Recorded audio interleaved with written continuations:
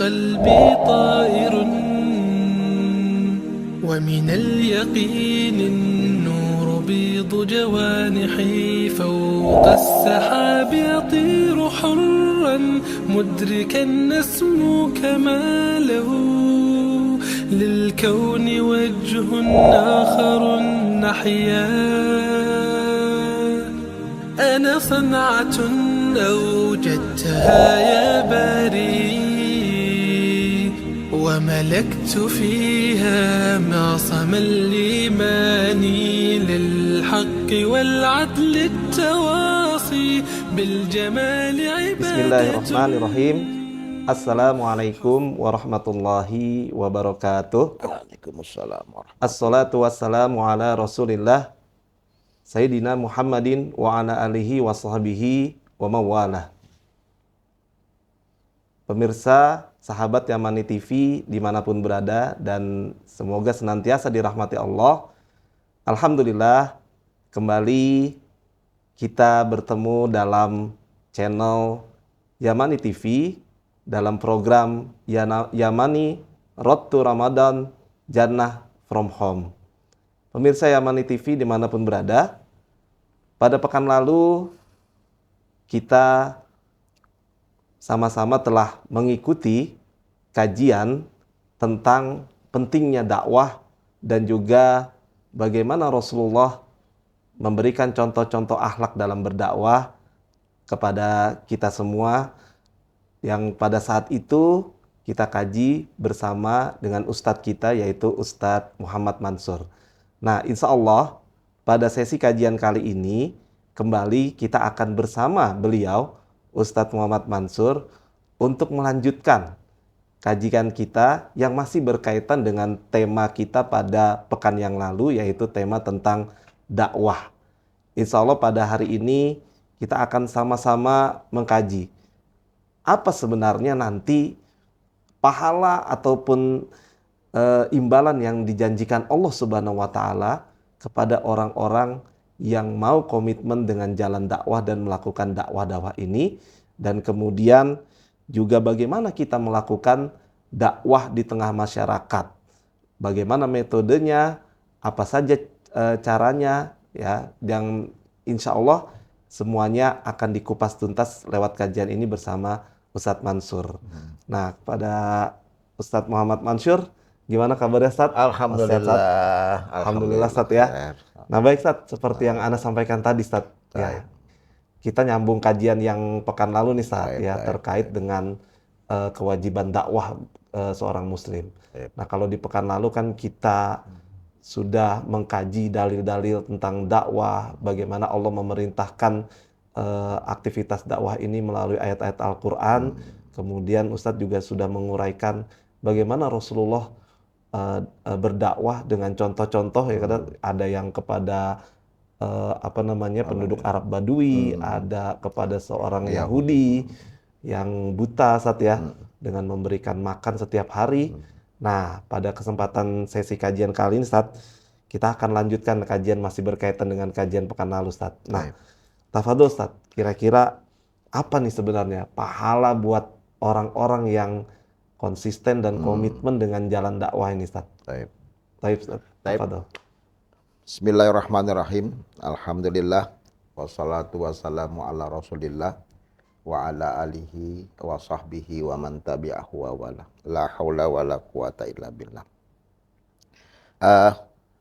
Para pemirsa Yamani TV yang dirahmati Allah Subhanahu wa taala. Pada kesempatan hari ini saya akan menyampaikan bagaimana ganjaran pahala yang Allah berikan kepada orang-orang yang senantiasa menyeru kepada kebaikan dan melarang berbuat kejahatan, kemungkaran. Yang memang sebelum kita berbicara masalah ganjaran, tapi juga kita harus memahami tentang bagaimana kesulitan dan dakwah ya, kesulitan dan beratnya beban dakwah yang dipikulkan oleh baginda Rasulullah sallallahu alaihi wasallam. Ya ujiannya berat sekali beliau. Ujiannya. Ya para nabi seperti itu. Bahkan Nabi Ibrahim berdakwah dibakar hidup-hidup. Iya. Iya gitu ya. Kemudian Nabi Zakaria, semua. Kalau kita menyimak, mentadaburi Al-Quran tentang perjalanan para nabi dan para rasul, padahal nabi dan rasul ini manusia pilihan. Iya. Manusia pilihan yang Allah pilih ya. Nah, yang Allah tapi ujian yang dia hadapi begitu berat.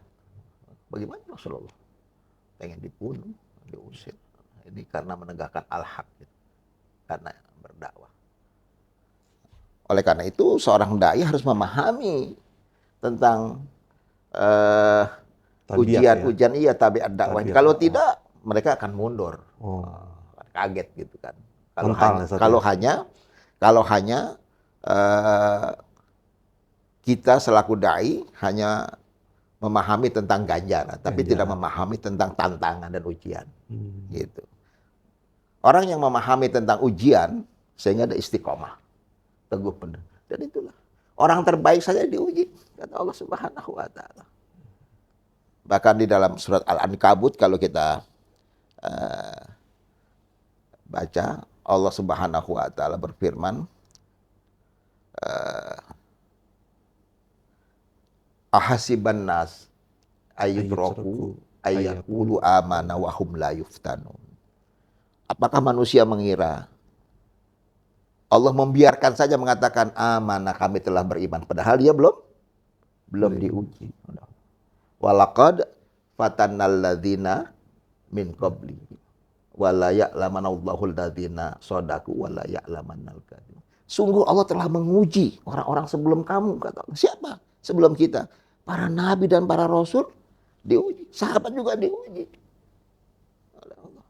Agar apa?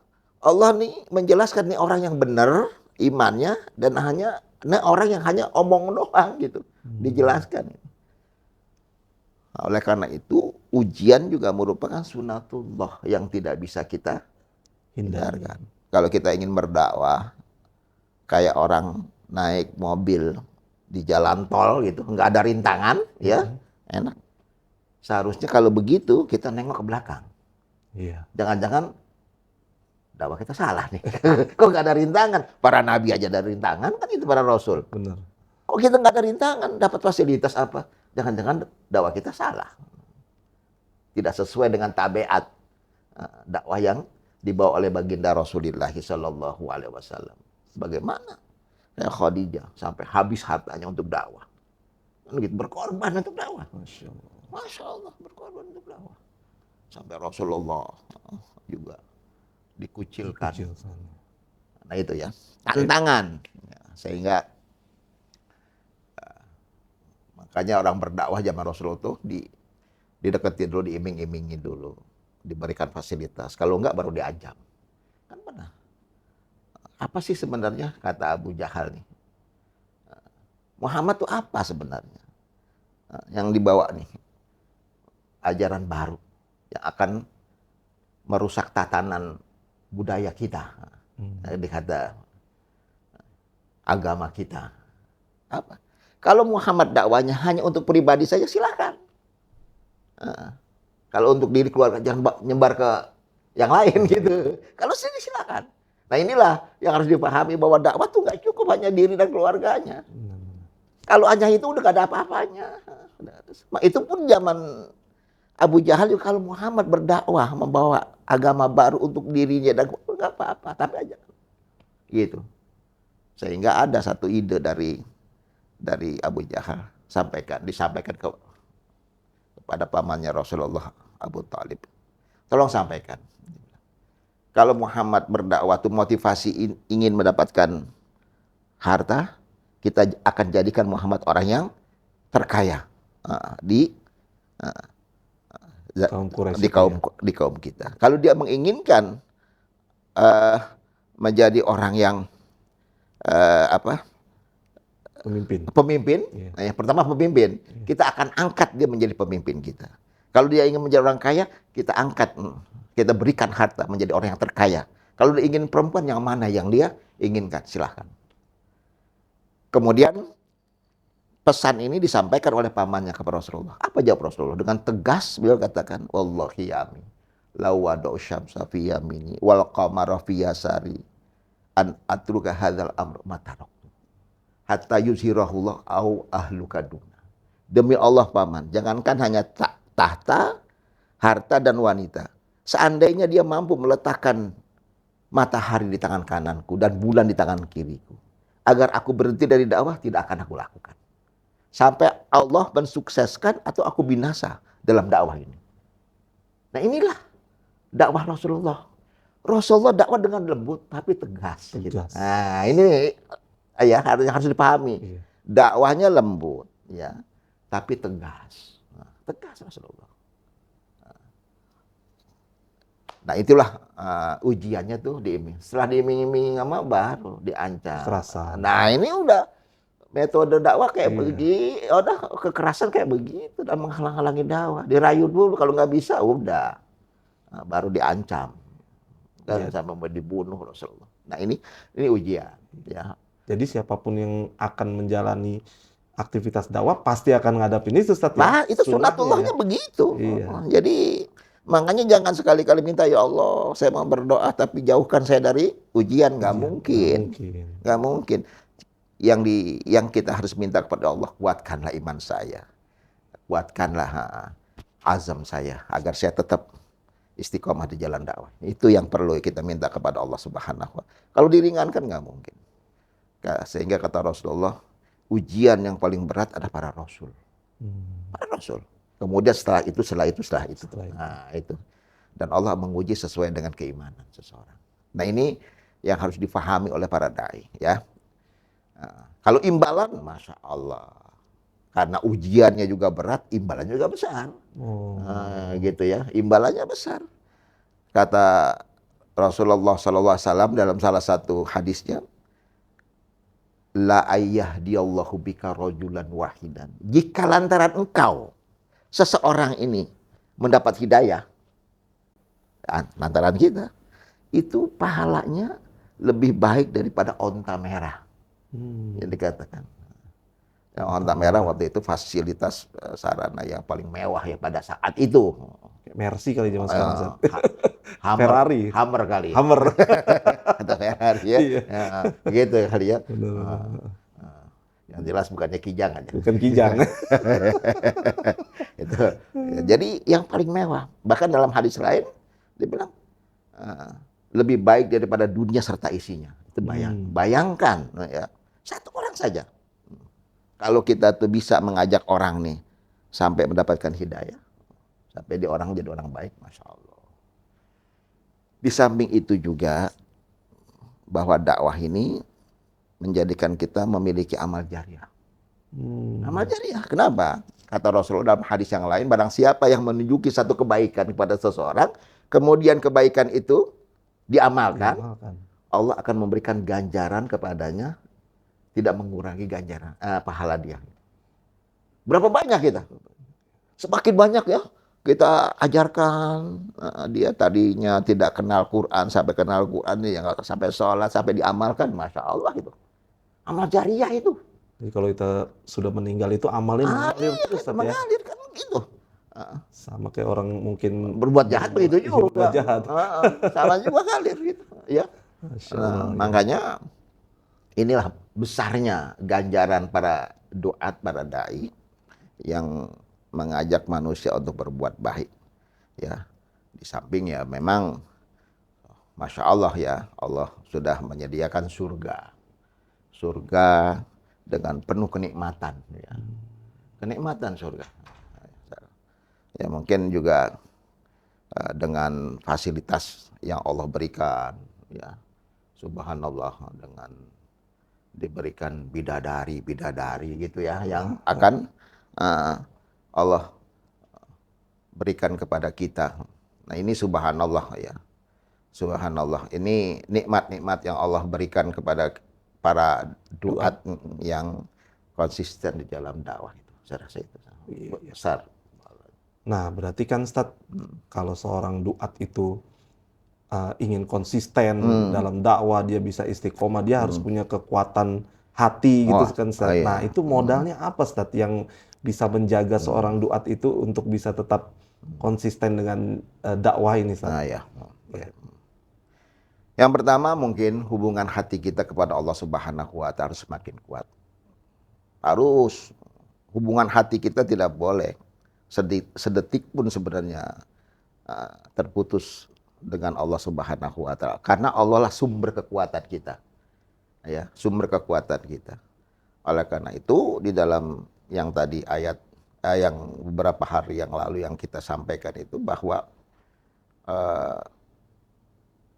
tawakal kepada Allah itu artinya menyerahkan diri kepada Allah Subhanahu wa taala itu juga memberikan satu kekuatan buat kita.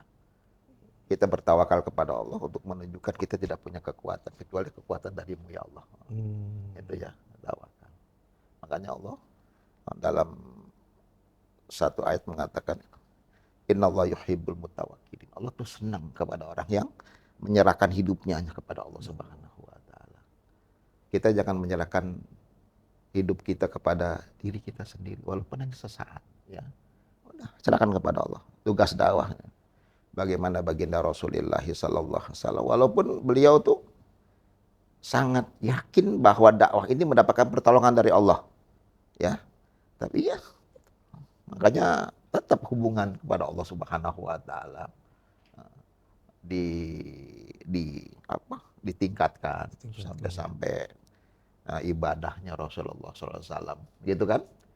Salat malamnya sampai kakinya bengkak, sampai Aisyah radhiyallahu anha ya bahasa bebasnya kok bingung gitu, ya Rasulullah, bukankah engkau telah diampuni dosa-dosa engkau yang masa lalu, yang akan datang, kan maksum Rasulullah. Kenapa kata Rasulullah? Bahasa bebasnya, kok gitu-gitu amat sih ibadahnya? Di saat orang sedang enak tidur, kamu masih tegak berdiri untuk sholat. Apa jawab Rasulullah? Apakah tidak senang aku menjadi hamba Allah yang bersyukur? Nah inilah ya yang harus dibangun oleh para duat ini. Bagaimana Allah telah memberikan hidayah kepada kita menjadi orang yang siap mengemban dakwah. Sebab dakwah ini juga merupakan satu nikmat dari Allah Subhanahu. Karena nggak semua orang tuh mau berdakwah. Kita dapat apa sih dakwah? Ya, nggak ada.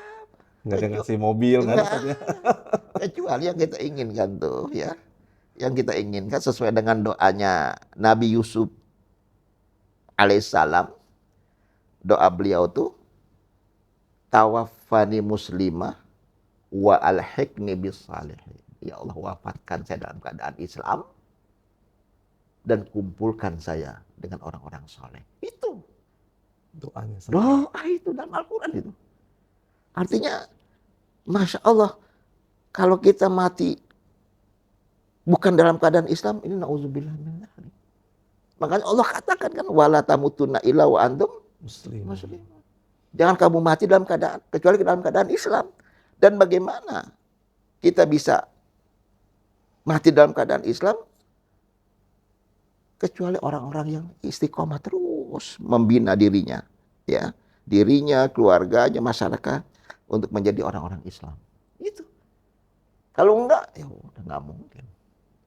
Kalau mereka tuh dalam hidupnya tidak membina dirinya yang Islami, keluarga yang Islami, masyarakat, bagaimana bisa mendapatkan mati yang Islami?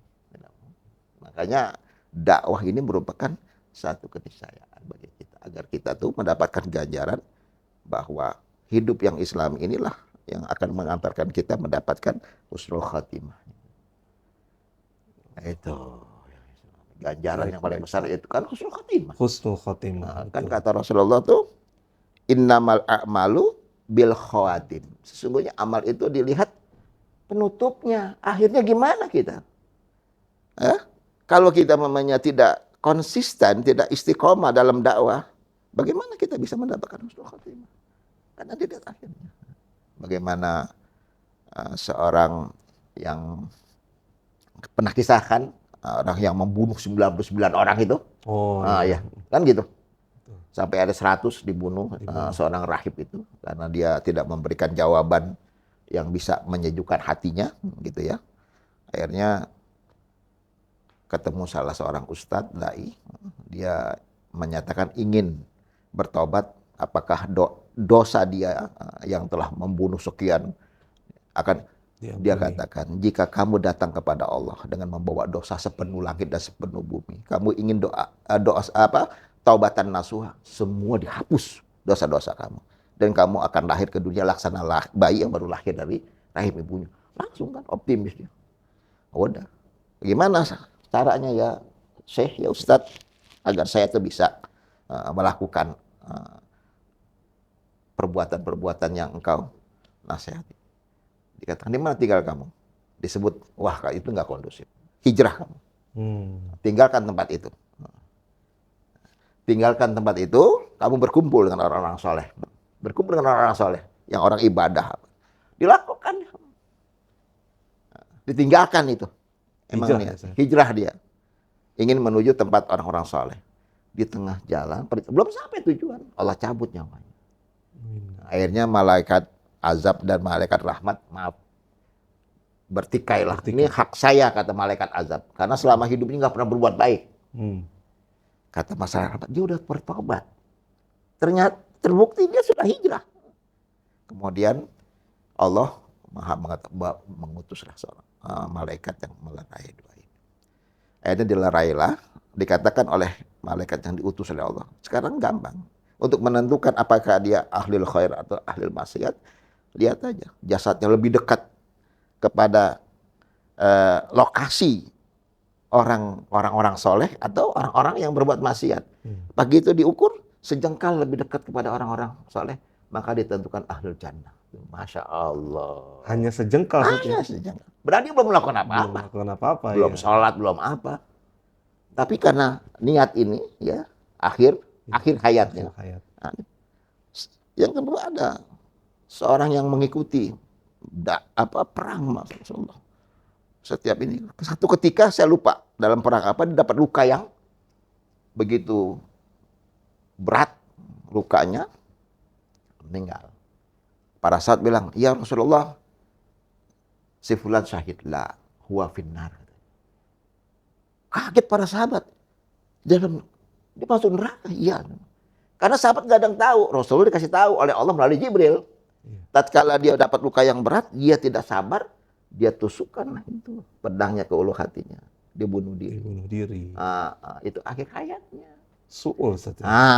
Walaupun dia mengikut, tapi akhir hayatnya seperti itu. Ya itulah hadis yang katakan innamal a'malu bil khawatim itu. Bahwa amal itu sesuai dengan akhirnya bagaimana penutup akhir. Padahal kalau bersabar mati subhanallah kan itu ya, itu ujian. Makanya betapa besarnya ya pahala yang akan diperoleh, karena iblis juga setan kan tidak menginginkan kita dapat. Makanya inilah perlunya kita untuk istiqomah. Dekatkan, makanya tadi sampaikan bagaimana caranya, dekatkan hati kita kepada Allah Subhanahu wa taala. Karena setan itu kuat, iblis itu kuat. Iblis hanya takut hanya Allah aja. Makanya jangan sekali-kali nantang iblis. Orang Nabi Adam aja kena, ketipu ya kan gitu sama iblis, Nabi Adam. Tapi itu harus dilawan. Tapi jangan ditantang. Kalau ditantang kita sombong. Kita harus lawan iblis itu, ya, harus lawan. Jangan kita ikuti. Salah satunya hawa nafsu. Kita harus kita lawan. Hawa nafsu yang buruk kita lawan. Itu ya. Apalagi kalau para duat ini mungkin iblisnya lebih hebat lagi, Ustaz, ya. Hebat lagi. Kan ada ininya, ada kelas-kelasnya. Ada kelas-kelasnya, iya. Kalau saya sih kelasnya kopral mungkin. Kalau yang ini kan jenderal. Kopral gitu. Kopral aja udah ini banget. Jadi kalau duat itu semakin aktivitas dakwahnya banyak, justru dia harus semakin dekat pada Allah. Harus semakin dekat. Kan ada yang gitu, Ustaz. Wah, kecapean nih dakwah ini. Akhirnya baca tilawahnya tercecer. Qiyamulailnya ketinggalan gitu. Nah, justru harus makin kuat, Ustaz, ya. Iya, harus semakin kuat dan harus semangat, harus diimbangi, Ustaz, ya. Ya. Semangat dakwahnya harus ditingkatkan, kemudian semangat dalam taqarrub ilallahnya juga harus ditingkatkan. Kalau enggak, karena memang Allah sumber kekuatan. Tanpa Allah kita tidak ada apa-apanya. Makanya kita harus mendekatkan diri kepada Allah Subhanahu wa taala. Harus itu seorang dai. Makanya kan sering yang kita sedih tuh para dai yang kadang-kadang dia merasa saya udah berdakwah, tapi bagaimana membangun hubungan kita kepada Allah Subhanahu wa taala yang lemah. Bagaimana ibadah-ibadah kita yang harusnya kita lebih kuat, ya, lebih konsisten dari yang lain. Saya rasa itu saja ya, hubungan hati kita kepada Allah harus semakin kuat. Baik. Baik. Nah, kalau terkait dengan apa saja nih aktivitas yang bisa dilakukan dalam dakwah itu, Ustaz, bentuk-bentuknya, Ustaz? Masya Allah, ya dakwah ini kan cara dan wasilah dakwah ini juga luas ya, bahwa seperti kayak gini, menyingkirkan rintangan atau batu atau duri di tengah jalan itu juga itu merupakan dakwah juga bagi kita, berbuat baik juga ya. Nah, berbuat baik. Kemudian kita yang terutama memberikan nasihat kepada istri dan anak, itu juga dakwah. Bagian dakwah. Juga kita dalam hal bermuamalah ya, kita memberikan contoh ya tentang kejujuran, itu juga Masya Allah. Saya ceritakan ada seorang, dulu dia kerja di, masih hidup sampai sekarang, di BPK, Badan Pemeriksa Keuangan. Kemudian dapat tugas, kan biasanya dapat tugas, dia mengaudit ya ke daerah, ke kota tertentu. Kemudian ditugaskan 10 hari dari kantornya nih. Ini biaya perjalanan 10 hari gitu ya. Buat penginapan ya, hotel apa. Ternyata tugas ini 5 hari bisa diselesaikan. Selesai 5 hari. Selesai 5 hari, dia masuk kantor, laporannya lengkap, dikembaliin tuh uang yang 5 hari itu. Masya Allah. Sampai atasannya bilang, masih ada orang zaman sekarang kayak begini ya. Nah ini, Masya Allah, ini kan dakwah. Dakwah ya. Dakwah ini. Sampai atasannya bilang, kagum dia. Kok ada orang zaman sekarang kayak begini? Nggak doyan duit gitu. Ada. Jujur ya. Wah, nah itu yang menjadi kredit poin buat dia. Sehingga dia mengatakan kepada staf yang lain, you kalau mau Islam kayak dia, Islamnya benar gitu. Nah ini juga Masya Allah. Jadi nggak perlu ngomong apa-apa tentang kebaikan, dengan perilakunya udah menyentuh orang lain, Ustaz, ya. Makanya dalam kaidah usul ya, kaidah dakwah tuh ya, lisanul hal afsahu min lisanil maqal. Bahasa perbuatan lebih fasih daripada bahasa ucapan. Amal itu lebih mengena gitu. Bahkan kalau orang cuma ngomong saja tapi amaliyahnya bertentangan dengan omongannya, Allah katakan kabura maqtan indal antaqulu malam. Allah marah. Jadi kita ini coba buktikan ya. Kalau kita bilang seorang dai jujur. Ya. Sedang dai yang selalu menepati janji. Itu Masya Allah. Dakwah itu efektif. Jadi wasilah dakwah tuh luas. Ya, apa saja. Bukan hanya di masjid, di podium, bukan hanya kita di whiteboard. Bukan. Di mana saja kita ngobrol, di kantor, di mana. Itu kan amal kita. Selesai itu ya. Taib, Masya Allah, luar biasa.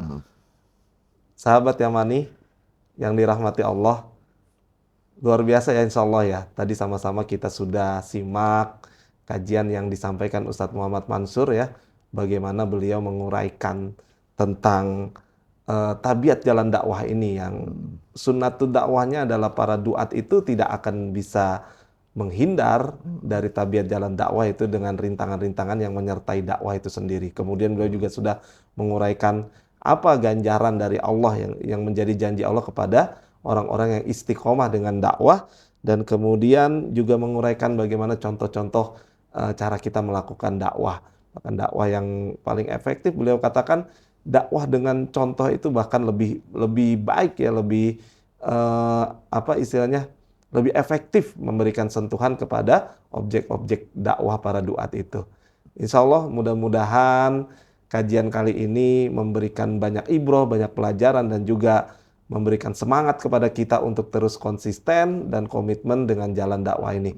Baik Ustadz, sebelum Ana tutup, barangkali Ustadz mau menyampaikan closing. Baik, bahwa dakwah ini memang mendapatkan, artinya orang-orang berdakwah akan dijanjikan Allah akan mendapatkan ganjaran yang besar. Tapi juga harus memahami tentang bagaimana kesulitan-kesulitan dakwah, tantangan dakwah.